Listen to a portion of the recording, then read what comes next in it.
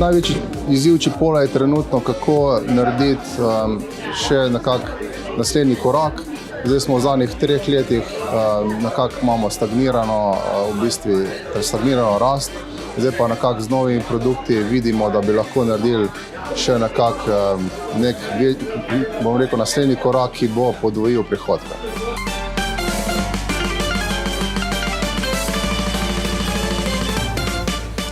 Ja, Chipolo je v preteklosti premalo dejansko testiral svoje ideje, preden dejansko smo jih šli razvijati in pa v bistvu potem ponuditi na trgu.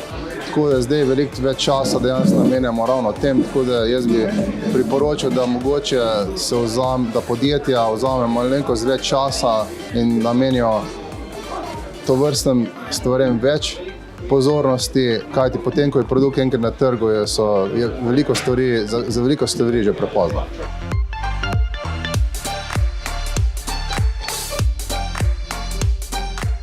Ja, mi z nekaterimi mentorji sodelujemo že več let.